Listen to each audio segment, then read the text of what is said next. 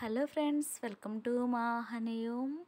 ఈరోజు వీడియోలో మనం దొండకాయ టమాటా కర్రీని చాలా టేస్టీగా ఎలా తయారు చేసుకోవాలో చూద్దాము. ఈ కర్రీని మనం చాలా సింపుల్గా చాలా త్వరగా ప్రిపేర్ చేసుకోవచ్చు. అన్నం చపాతీలోకి చాలా బాగుంటుంది. సో ఇంకా లేట్ చేయకుండా వీడియోలోకి వెళ్ళిపోదాం.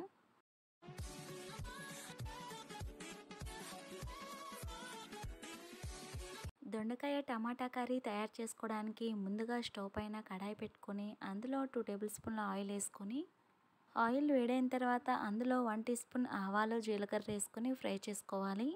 ఆవాలు జీలకర్ర ఫ్రై అయిపోయిన తర్వాత అందులో సన్నగా తరిగిన ఒక ఉల్లిపాయ 2 పచ్చిమిరపకాయలు వేసుకొని ఫ్రై చేసుకోవాలి.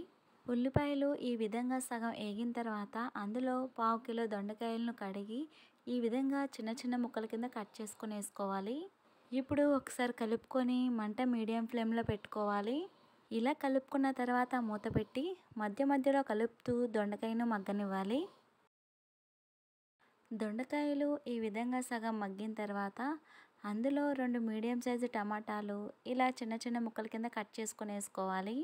టమాటా వేసిన తర్వాత అందులో ఇప్పుడు టేస్ట్కి సరిపడా ఉప్పు వేసుకొని అలానే 1/2 టీ స్పూన్ పసుపు వేసుకొని మీడియం ఫ్లేమ్లో 1 నిమిషం పాటు కలుపుకోవాలి.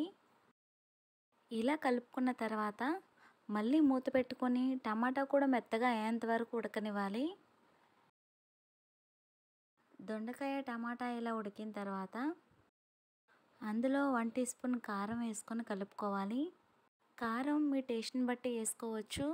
మీరు కావాలంటే 1/2 టీ స్పూన్ గరం మసాలా కూడా వేసుకోవచ్చు. కారం వేసి 1 నిమిషం పాటు కలుపుకోవాలి. ఎంతో టేస్టీగా ఉండే దొండకాయ టమాటా కర్రీ రెడీ అయిపోయింది.